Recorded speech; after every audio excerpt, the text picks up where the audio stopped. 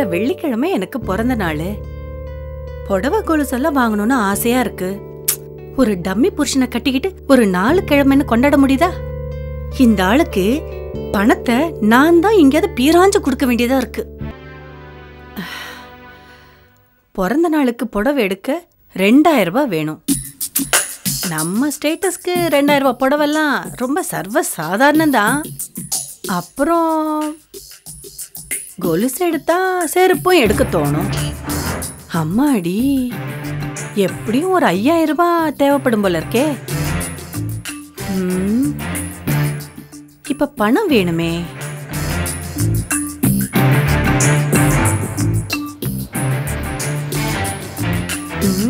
கிச்சன்ல தான் ஒரு ஏடிஎம் மிஷின் வேலை செஞ்சிட்டு இருக்கே. வழக்கம் போல ஏதாவது பேசி ஆட்டை போட வேண்டியதுதான்.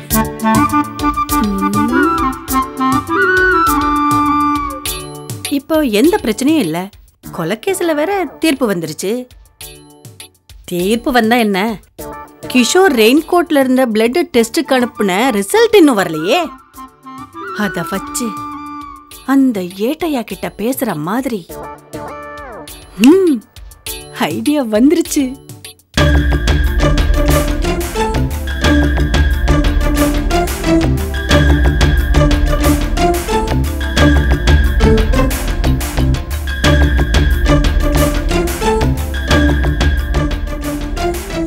என் செல்போனுக்கு நானே போன் பண்றேன். வேற வழி, பணம் வேணுமே.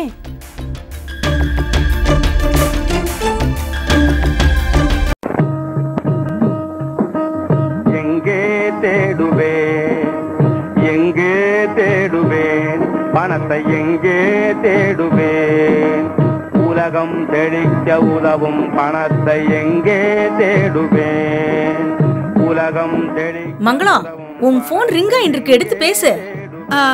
சரி மாமி, நீங்க சொல்லணும் தானே மாமி வெயிட் பண்ணிட்டு இருக்கேன். ஒன்னதான் போனை எடுத்து பேசுன்னு. உனக்கு ஏத்த மாதிரிதான் ரிங் டோனும் இருக்கு. எப்ப பார்த்தாலும் கொள்ளிவாய் பிசாசு மாதிரி பணம் பத்தல பணம் பத்தலன்னு அலைஞ்சுட்டே இருப்ப. அதுக்கேத்த மாதிரி பாட்டியும் வச்சிருக்க. எடுத்து பேசு. சரி மாமி.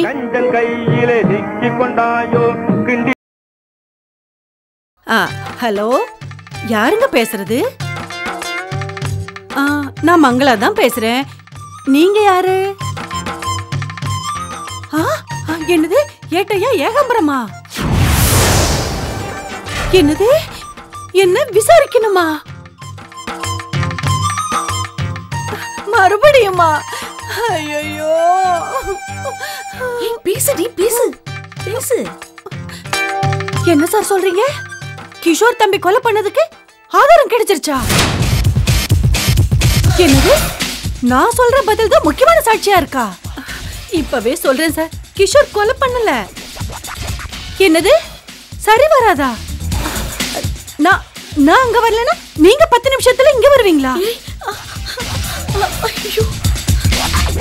சாரி சார், போலீஸ் கிட்ட நான் இப்படி எல்லாம் பேசக்கூடாதுதான். எனக்கு விலங்கெல்லாம் மாட்டிடாதீங்க சார்.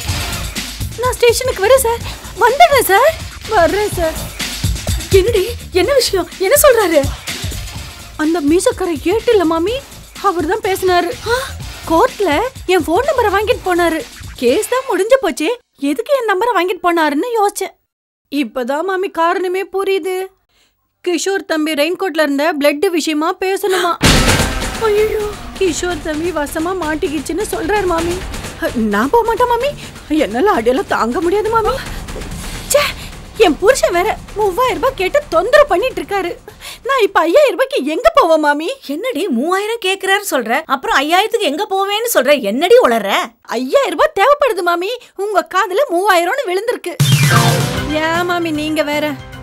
நான் போலீஸ் ஸ்டேஷன் போவனா இல்ல பணம் புரட்ட போவனான்னு தெரியல எனக்கு. ஐயோ, பதட்டப்படாத. நோக்கின 5000 ரூபாய் பணம் வேணும், நான் தரேன்.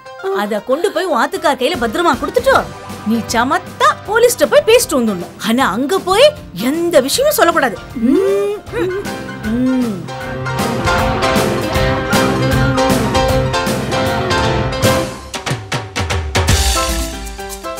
இந்த மங்களம், நான் சொன்னதெல்லாம் ஞாபகம் இருக்கட்டும். என்ன மாமி, உங்களுக்காக தான் இவ்வளவு செய்யற மாமி. வர மாமி. சரி போயிட்டு வா. பகவானே, என் புள்ள கொலையே பண்ணிருந்தாலும் போலீஸ்கார கிட்ட மட்டும் மாட்டவே கூடாது. நீ தான் அவனை காப்பாத்தணும். மாமி கிட்ட 5000 ரூபாய் ஆட்டை போட்டாச்சு. புடவை, கொலுசு, செருப்பு போக கை செலவுக்கு நிறைய மிச்சம் இருக்கும் போல இருக்கே. வீட்டுக்கு போனா அந்த ஆளு பணத்தை புடுங்கிருவான். நேரா கடைக்கு போயிட வேண்டியதுதான். ஒரு விஷயம் கவனிச்சிங்களா? தீர்ப்பு வந்ததுக்கு அப்புறமும் மாமி கிஷோரை நினைச்சு பயப்படுறாங்கண்ணா. என்ன அர்த்தம்? கிஷோர் தான் கீதாவை கொலை பண்ணிருப்பான்னு நான் நினைக்கிறேன். நீங்க என்ன நினைக்கிறீங்க? இல்லன்னா மாமி ஏன் இவ்வளவு பயப்படணும்? நான் சொல்றது சரிதானே?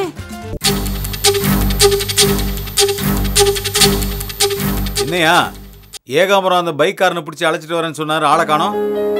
இந்த வந்துட்டார் சார். சார் பிடிச்சிட்டு வந்துட்டேன் சார். என்ன பொங்குண்டன் சார், நல்லா இருக்கேளா? நல்லா இருக்கேன் சாமி, உட்காருங்க. என்ன விஷயமா வந்தீங்க? நானா வரல பூங்குண்டன் சார், உங்க ஏட்டு தான் லட்டு கணக்கா என்ன தூக்கிட்டு வந்திருக்கார். என்னையா ஏகாம்பரம், இவர் எங்க வீட்டு பக்கத்துல இருக்க பெருமாள் கோயில் ஐயரு, இவரையும் அழைச்சிட்டு வந்திருக்கீங்க? இந்த ஆளு இன்ஸ்பெக்டருக்கு தெரிஞ்சவரா? அதான் ரொம்ப லா பாயிண்ட்லாம் பேசினார் போல இருக்கு. என்னையா முழிக்கிற? எங்க அந்த பூனை கண்ணுக்காரன் பைக்கோட சேர்த்து அமைக்கிறேன்னு சொன்ன? மோகினி கொடுத்த பைக் நம்பரு இவரோட பைக்ல தான் சார் இருந்துச்சு. இருந்தா உடனே கூட்டு வந்துருவியா? அந்த பொண்ணு என்ன சொல்லுச்சு? அவன் சின்ன வயசு பையன், அவனுக்கு பூனை கண்ணு மாதிரி இருக்குன்னு சொல்லிச்சுல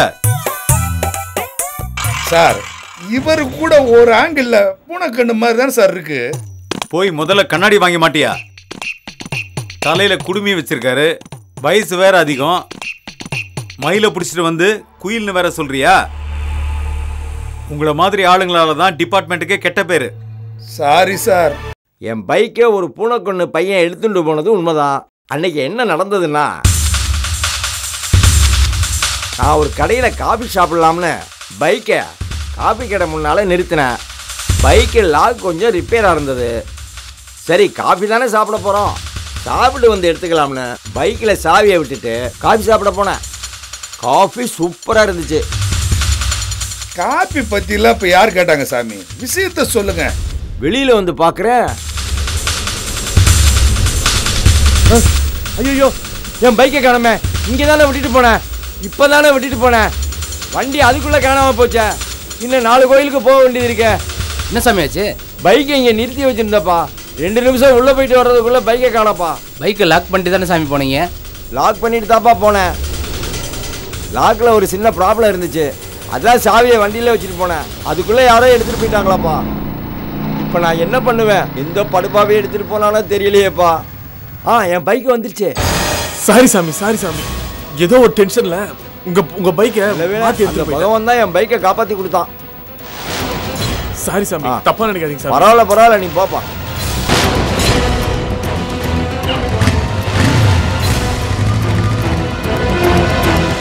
சார் அப்ப ராமு மோகினி வந்து ஐயர் பைக்குன்னு தெரியாம இவரோட பைக் நம்பரை நோட் பண்ணி நம்மகிட்ட கொடுத்துட்டு போயிட்டாங்க சார். ஆமையா, அதை இப்ப சொல்லு. இவரை பிடிக்கிறப்பவே டீட்டெயிலா எல்லாம் கேட்டிருக்கலாம்ல. Sorry sir. சார் அப்போ நான் கிளம்புறேன். இங்கே வந்தது வீண் போகலை. இன்னைக்கு ஏகாதசி, பிரசாதம், திருமண், குங்குமம் எல்லாம் நெத்தியில் எடுத்துக்குங்கோ. இந்தாங்க எடுத்துக்குங்கோ.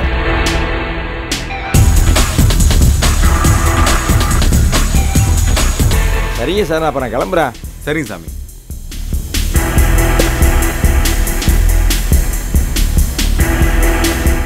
ஏகாம்பரம், கொலைகார மாட்ட போறான்னு நினைச்சா பைக்கை மாத்தி எடுத்துட்டு போய் தப்பிச்சிட்டானையா.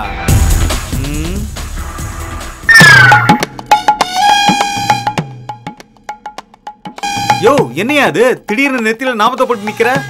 சார் பெருமாள் கோயில் பிரசாதம் சார் இது. இது இப்படிதான் சார் போடணும், இப்படியெல்லாம் வைக்க கூடாது சார். யோ கொலைகார கொலை பண்ணிட்டு நமக்கே நாமத்தை போட்டுட்டு போயிட்டான். நீ நாமத்தை போட்டு லாஜிக்கா சொல்லிட்டு இருக்கியா? போயா. டேய் பூனை கண்ணா, உன்னை எப்படி பிடிக்கிறேன்னு பாடுறா.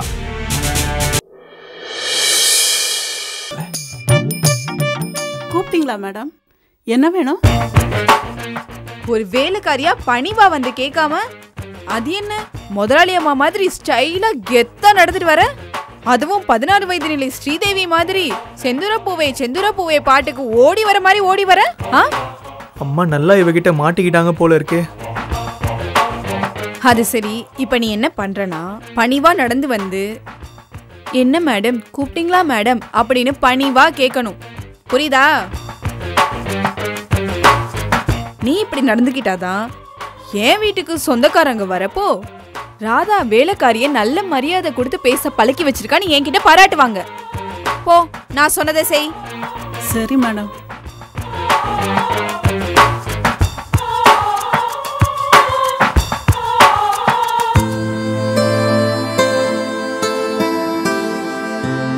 கூப்பிட்டீங்களா மேடம்? எதுக்கு கூப்பிட்டீங்க?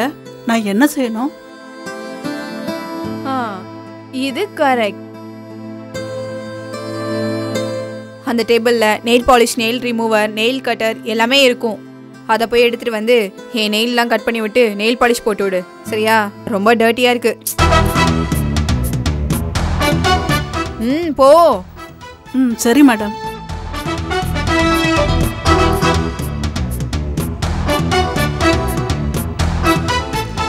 நான் வேலை சொல்றேன், நீ என்ன என் மாமனாரை பார்த்துட்டு இருக்க? போ. சரி மேடம். அம்மா ப்ளீஸ்மா, உன் காலை பிடிச்சி கெஞ்சி கேட்டுக்கிறேம்மா. உன் மருமக மாசமா இருந்தா இதெல்லாம் செஞ்சு கொடுக்க மாட்டியா? அப்படி நினைச்சு செய்மா. இதை பாருடா ராஜேஷ், எல்லாத்துக்குமே ஒரு லிமிட் இருக்கு. ரொம்ப ஓவரா போயிட்டு இருக்கு. என்னைக்கு நான் பஸ் ஸ்டாப்னு எனக்கே தெரியல. அம்மா டயர் பஸ்ட் ஆகிற மாதிரியே சொல்லிட்டு போறாங்களே, பாவம் அவ்வளோ கஷ்டத்தில் இருக்காங்க.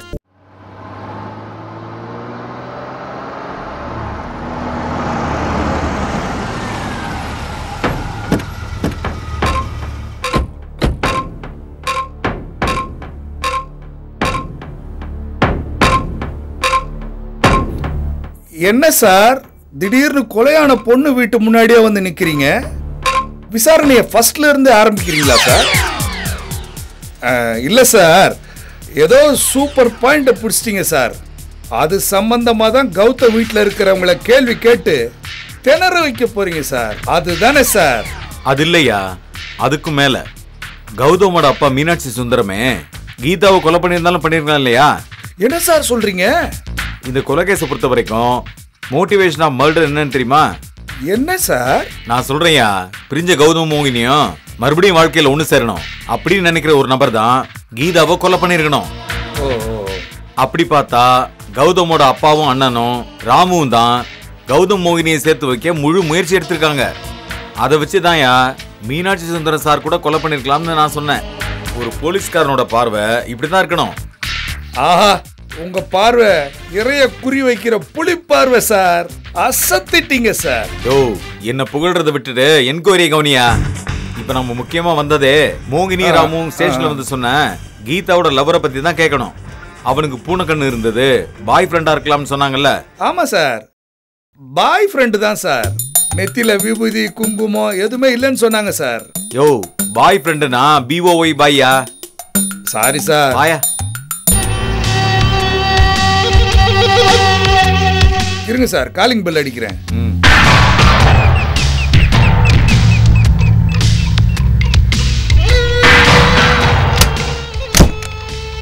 வாங்க சார். வாங்க சார், உட்காருங்க.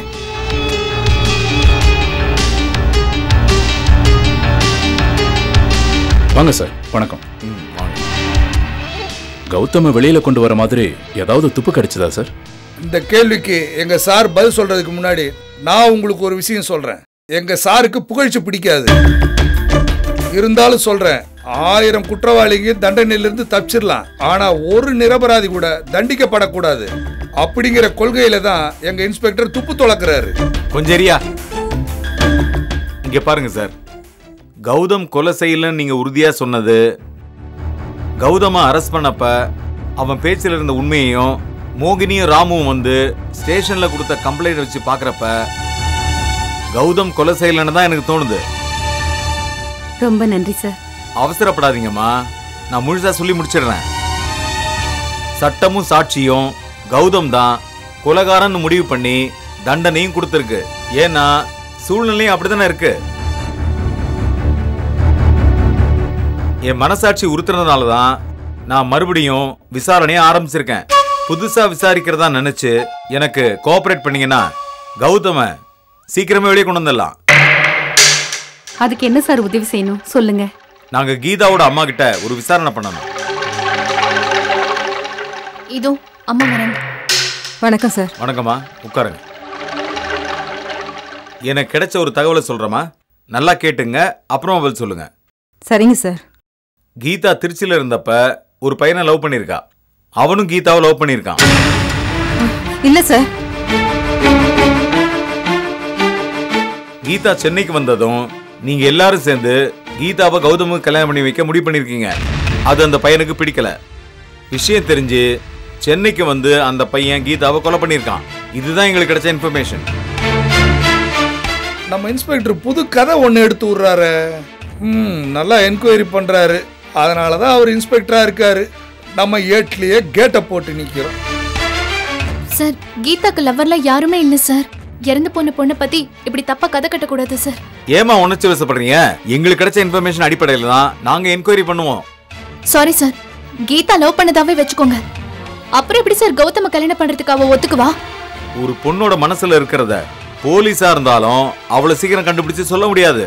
Super sir. கீதாவுக்கு தெரிஞ்ச ஒரு பையன் சென்னைக்கு வந்து அவ பின்னாலே சுத்தி இருக்கான். இது உண்மை. திருச்சி போலீஸ் சொல்ற தகவலையும் இதையும் வச்சு பார்த்தா நிச்சயமா அவன் தான் கீதாவோட லவ்வர்.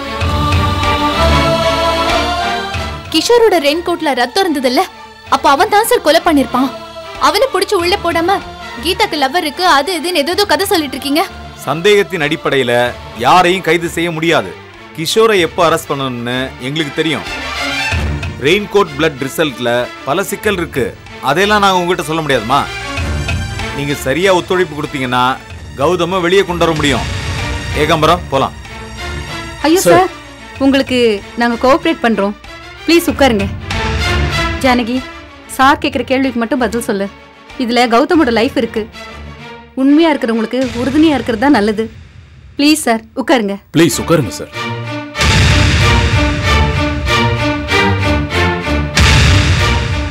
சார், உங்களுக்கு யூஸ் ஆகிற ஒரு விஷயம் சொல்றேன். கீதாவுக்கு டைரி எழுதுற பழக்கம் உண்டு. நேத்து நான் கீதா அங்க வந்தப்போ எழுதின டைரியை படிச்சேன். அதுல ஒரு விஷயம் இருக்கு சார். முதல்ல நீங்க சொன்ன அந்த டைரி எடுத்துட்டு வாங்க ப்ளீஸ். ஜானகி, போய் எடுத்துட்டு வா. எடுத்துட்டு வராத.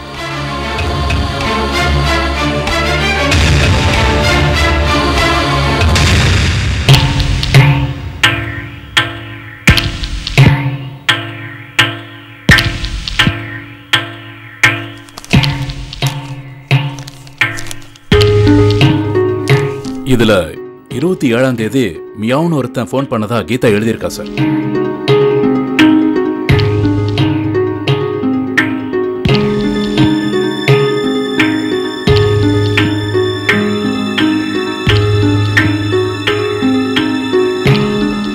யார் அந்த மியாவ்? சார், லவ் பண்றவங்க எல்லாம் லவ்வரோட பேரை கோடு வேர்ட்ல தான் சார் எழுதுவாங்க. யோ, எடுத்தது அப்படிலாம் யோசிக்க கூடாதியா, பேசாம இருயா. Sorry sir.